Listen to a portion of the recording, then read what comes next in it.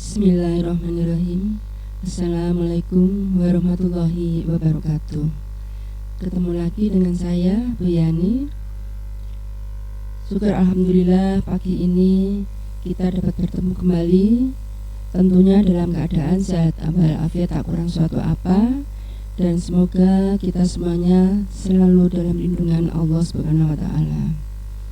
Anak-anakku semuanya, seperti biasa, sebelum pelajaran dimulai, disiapkan dulu perangkatnya, bolpoin, buku, ya, dan nanti materinya dirangkum. Usahakan semua materi harus dirangkum karena sewaktu-waktu buku harus dikumpulkan.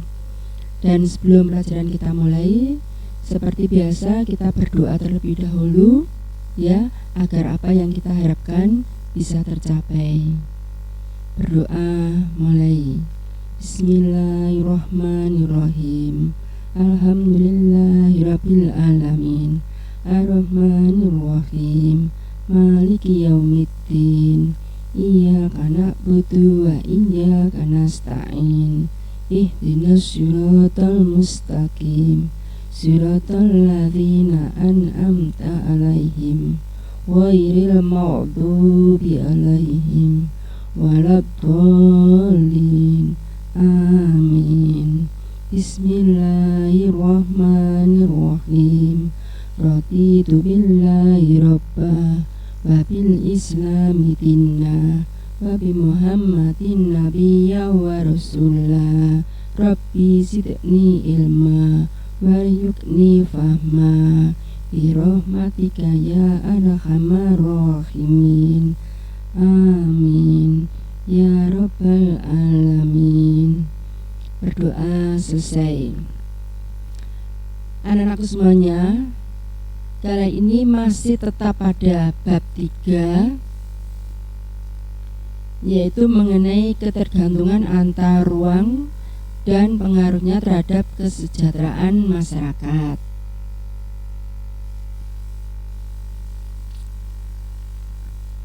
Sekarang ini kita membahas nomor 2, yaitu mengenai pengaruh pusat-pusat keunggulan ekonomi.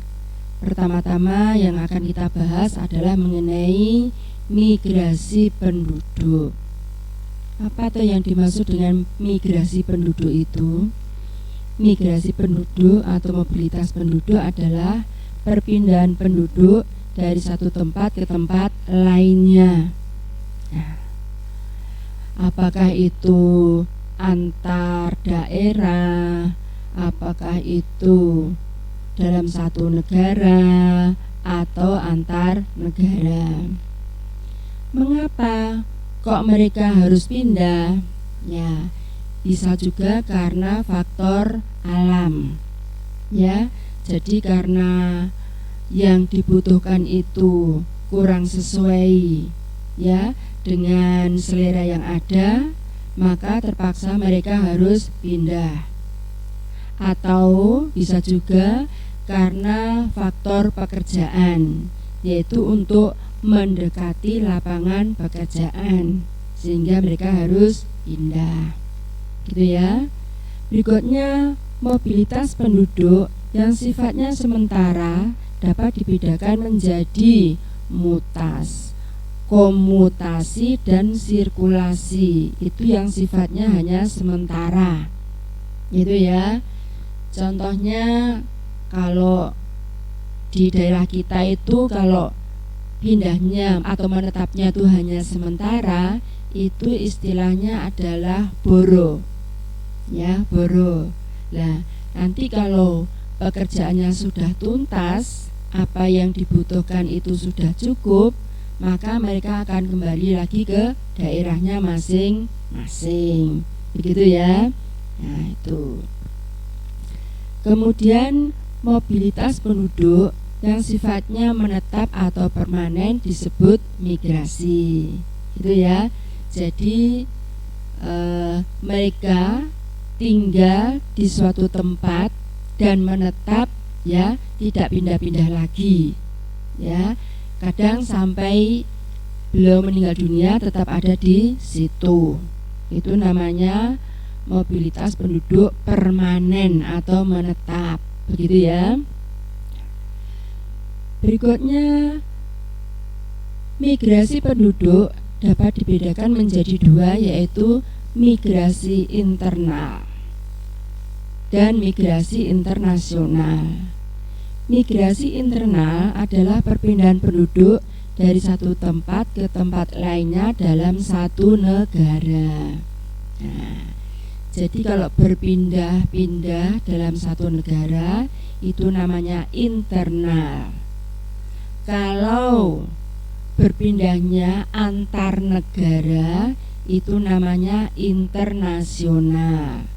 Contohnya seperti sampean besok kalau sudah dewasa mencari pekerjaan ke luar negeri dan menetap di luar negeri, ya, berumah tangga di luar negeri sampai meninggal di sana misalnya. Nah, itu namanya migrasi internasional. Gitu ya. Kita lanjut. Perpindahan penduduk terjadi adalah untuk mendekati tempat mereka bekerja atau mendekati pusat keunggulan. Nah, tadi saya sudah mengatakan bisa juga karena mereka mendekati lapangan pekerjaan, ya, agar transportasinya itu tidak terlalu jauh, tidak makan waktu, tidak makan biaya, tidak makan tenaga, maka mereka harus pindah, ya, mendekati lapangan pekerjaan atau mencari pusat-pusat keunggulan, ya. Misalnya di tempat tinggalnya itu gersang, tidak ada apa-apa, ya. Nah, terpaksa mereka harus pindah ke tempat lain yang masih banyak mengandung bahan alam, itu ya, sehingga mereka bisa memanfaatkan kekayaan alam yang ada. Tuh. Berikutnya yang B adalah transportasi. Untuk mendukung mobilitas penduduk antar negara, pemerintah membangun sarana jalan, bandara, pelabuhan, kapal laut dan pesawat.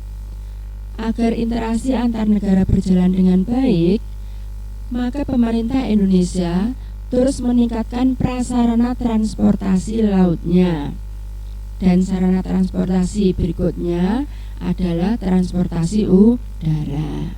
Nah, ini adalah sarana transportasi laut yang namanya kapal laut, itu ya.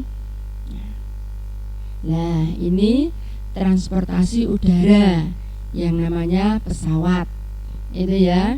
Nah, biasanya kita kalau ke suatu negara, dari negara satu ke negara yang lain, itu biasanya mesti nyebrang laut, ya. Nah, sehingga sarana transportasi itu kalau tidak kapal laut ya pesawat, gitu ya. Ya, nggak mungkin kita nyebrang terus berenang, itu kan nggak mungkin ya. Nah, itu makanya ini untuk transportasi laut dan udara ini terus digalakkan agar hubungan antar negara itu bisa berjalan lancar. Tidak jauh-jauh seperti di Kediri sekarang ini, bandara yang ada di Banyakan sana ini terus dikerjakan ini ya. Nah, sehingga nanti di Kediri juga akan ada bandara. Nah, sehingga kita kalau mau ke Jakarta atau ke luar Jawa itu tidak harus ke Surabaya, cukup di Kediri saja. Contohnya seperti itu. Berikutnya C, lembaga sosial ekonomi. Apa itu? Lembaga sosial ekonomi adalah keseluruhan dari sistem norma yang terbentuk berdasarkan tujuan dan fungsi tertentu dalam masyarakat. Di dalam kehidupan masyarakat akan terlihat berbagai macam lembaga sosial yang ada, seperti lembaga pendidikan, keluarga, politik, dan ekonomi. Jadi lembaga sosial ini menyangkut kehidupan manusia, ya, yang dibutuhkan oleh manusia. Contohnya seperti pendidikan. Nah, ini perlu ditingkatkan. Karena apa? Pendidikan itu sangat penting sekali bagi umat manusia. Siapa yang pendidikannya itu bagus, nah, itu nanti akan membawa kebaikan, baik itu untuk diri sendiri, baik itu untuk keluarga, maupun untuk negara atau agama. Itu ya, itu. Makanya pendidikan itu harus diutamakan, ya. Makanya untuk sampean semuanya, sekarang ini sampean lagi mengenyam pendidikan, itu harus betul-betul dipahami, dicermati, dimengerti, ya, agar sampean semuanya bisa pintar. Kalau pintar, nanti sampean bisa membawa diri, ya, bisa mengangkat keluarga, bisa membawa nama baik agama maupun negara. Itu ya. Di dalam berkeluarga, nah, agar keluarga itu harmonis, rukun, tentram, damai, lah, itu juga harus mengikuti aturan-aturan yang ada, gitu ya. Jadi nggak boleh membuat aturan sendiri, gitu ya. Nah, berikutnya politik. Nah, politik juga ada di Indonesia, ini ya. Nah, seperti DPR, ya, MPR dan lain sebagainya. Itu termasuk bidang politik, itu ya. Karena Indonesia itu negara demokrasi, jadi ada politik-politik. Nah, politik itu ya sebaiknya harus berjalan baik, ya, harus berjalan baik. Jadi tidak boleh saling gontok-gontokan, itu ya. Harus betul-betul melindungi masyarakat atau rakyat. Karena seperti DPR misalnya, itu adalah aspirasi rakyat, ya, wakil dari rakyat. Jadi ya bekerja untuk rakyat, begitu ya. Begitu juga dengan ekonomi. Kalau ekonomi itu baik, maka masyarakat itu juga akan tentram, damai, rukun, makmur, sejahtera. Itu ya, itu. Berikutnya, lembaga ekonomi itu apa toh? Lembaga ekonomi adalah lembaga yang mempunyai kegiatan di bidang ekonomi demi terpenuhinya kebutuhan masyarakat. Jadi lembaga ekonomi itu yang dikelola adalah ekonomi, ya. Misalnya saja kekayaan alam. Nah, itu agar tidak habis, ya, itu harus dikelola sedemikian rupa. Jadi kalau misalnya kita ngambil, itu ya harus ada batas-batasnya. Itu ya, itu. Agar apa? Agar anak cucu kita nanti tetap mendapatkan juga, itu ya. Jadi harus dibatasi. Itu lembaga ekonomi. Berikutnya, keberadaan pusat keunggulan ekonomi juga berkaitan dengan bermunculannya lembaga sosial ekonomi. Contohnya sumbangan PT Freeport untuk masyarakat Papua, yaitu mendirikan sekolah yang mendidik anak-anak asli suku Amungme dan Kamoro dari berbagai daerah di pedalaman, dibangun oleh lembaga pengembangan masyarakat Amunge dan Kamoro, sebuah lembaga nirlaba yang mengelola dana kemitraan dari PT Freeport. Jadi karena PT Freeport ini, ya, PT yang sangat besar sekali, mengelola pertambangan yang sangat besar sekali. Kemarin saya sudah menyampaikan bahwa PT Freeport itu membutuhkan tenaga lebih kurang 30.000 jiwa. Ya. Nah, makanya agar Freeport ini tidak kekurangan tenaga, mempunyai tenaga-tenaga yang handal dan bisa menyejahterakan masyarakat di sekitarnya, maka PT Freeport itu membangun lembaga pendidikan masyarakat di Amungme dan Kamoro khususnya yang ada di Papua sana ya, di Timika. Nah, kalau mereka nanti sudah menguasai, maka mereka akan bekerja di PT Freeport. Nah, dengan demikian masyarakat Amungme dan Kamoro itu tidak usah kebingungan mencari lapangan pekerjaan karena sudah ditampung oleh PT Freeport. Gitu ya. Sebaliknya PT Freeport juga begitu. Nggak usah mencari tenaga yang jauh-jauh sampai luar negeri. Ini nanti biayanya mahal. Itu ya. Jadi cukup menggunakan tenaga yang ada di sekitarnya saja. Contohnya seperti itu. Berikutnya yang kedua adalah pendidikan. Sumber daya manusia yang berpendidikan akan menjadi modal utama pembangunan nasional, terutama untuk pembangunan ekonomi. Setiap negara berusaha meningkatkan kualitas pendidikan agar menghasilkan sumber daya manusia yang kreatif, inovatif, dan mampu bersaing di tingkat internasional. Nah, tadi saya sudah mengatakan bahwa pendidikan itu sangat dibutuhkan oleh semua umat manusia. Ya, itu. Makanya manusia itu dituntut harus kreatif, inovatif. Itu ya, agar bisa mampu bersaing.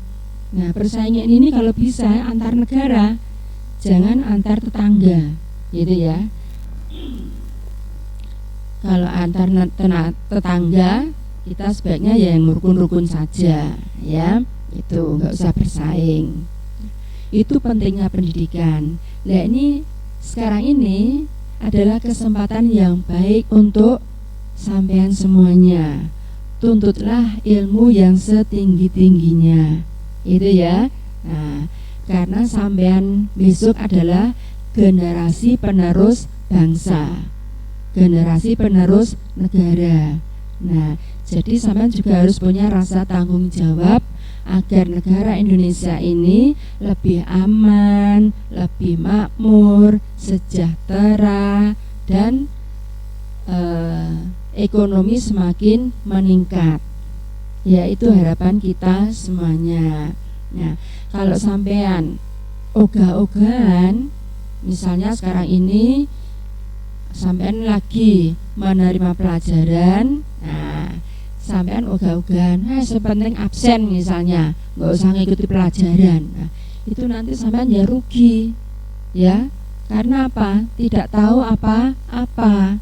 Nah, padahal sampean besok ya akan berkeluarga, akan dewasa, berumah tangga, ya. Nah, kalau sampean nggak pinter, ya nanti sampean ya bisa di bawah rata-rata dengan tetangganya, gitu ya. Tetangganya sudah punya mobil semua, sampean nggak punya apa-apa, ya. Nah, karena apa? Ilmunya masih kurang. Makanya sekarang ini ya semangat belajarnya harus ditingkatkan agar cita-cita sampean terkabul menjadi orang yang sukses, begitu ya.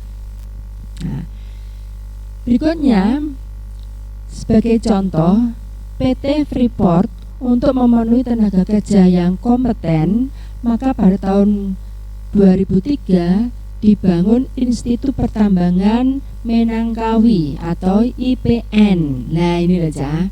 Nah, agar PT Freeport itu tidak kekurangan tenaga, ya, dan mendapatkan tenaga yang handal, yang pinter, maka di sekitar PT Freeport itu didirikan perguruan tinggi yang namanya IPN, Institut Pertambangan Menangkawi.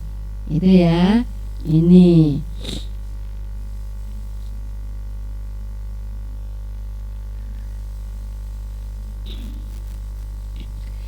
yang terakhir adalah pekerjaan. Dengan tumbuhnya pusat-pusat keunggulan ekonomi, maka berdampak bertambahnya produksi barang dalam negeri meningkat apabila pusat keunggulan tersebut mampu menarik minat pasar luar negeri, sehingga akan memperluas lapangan kerja. Contohnya lagi-lagi adalah PT Freeport. Nah, itu ya. Karena PT Freeport itu adalah pertambangan yang sangat besar sekali, yang banyak menghasilkan emas, ya. Nah, emas itu tidak hanya disukai oleh masyarakat Indonesia, tapi hampir seluruh dunia, terutama kaum hawa atau kaum wanita itu sangat menyukai dengan manik-manik atau perhiasan dari emas. Itu ya. Nah, sehingga emas ini tidak hanya laku di negara Indonesia, tapi juga sampai ke luar negeri. Itu ya, sampai ke luar negeri. Nah, kalau pertambangan ini betul-betul dikelola dengan baik, ya, maka pertambangan ini akan semakin besar sehingga membutuhkan lapangan tenaga kerja yang banyak. Itu ya. Nah, kalau menampung tenaga kerja yang banyak, maka insya Allah masyarakat Indonesia itu tidak akan kesulitan untuk mendapatkan lapangan pekerjaan, gitu ya. Nah, kemarin saya sudah mengatakan bahwa PT Freeport itu tidak hanya menampung masyarakat Papua saja, tidak, tapi juga menampung seluruh rakyat Indonesia, ya. Cuman memang yang terbanyak adalah masyarakat Papua, begitu ya. Nah, itu tadi materi dari saya mengenai bidang ekonomi. Semoga apa yang sudah saya sampaikan tadi bermanfaat, bisa dipahami, dicerna, dan dimengerti ya. Kiranya cukup sekian materi dari saya. Selamat belajar. Semoga sukses. Kita ucapkan hamdalah bersama-sama. Alhamdulillahirabbil alamin. Wassalamualaikum warahmatullahi wabarakatuh.